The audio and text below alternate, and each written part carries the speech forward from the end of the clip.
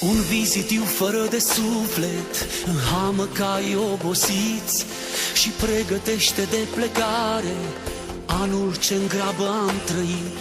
Un cargonin se vede în zare, cu cai albi și odihniți, ce aduce anul ce-abia începe, ieșiți afară să-l primiți. Vine, vine, iată că vine, vine, vine, e anul nou. Ieșiți afară, ieșiți cu toții, ieșiți afară ca să-l primim.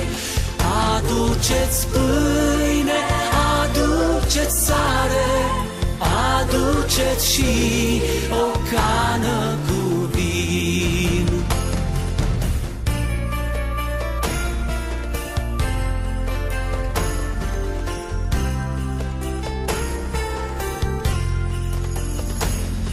Deschide-i ușa la creștine și spune când ajungi în prag să-ți lase zilele frumoase, că vrei să le trăiești cu drag.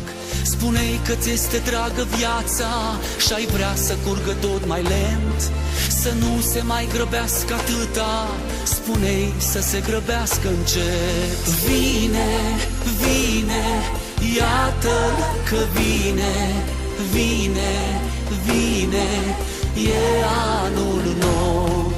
Ieșiți afară, ieșiți cu toții, ieșiți afară ca să-l primim. Aduceți pâine, aduceți sare, aduceți și o cană cu vin.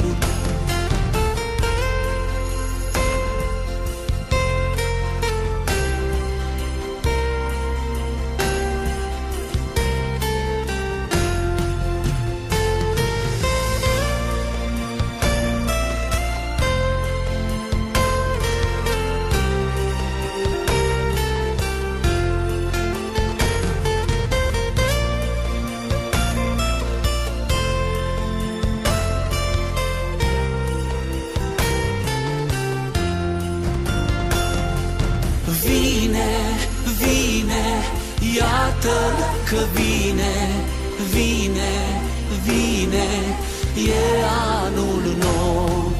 Ieșiți afară, ieșiți cu toții, ieșiți afară ca să-l primim.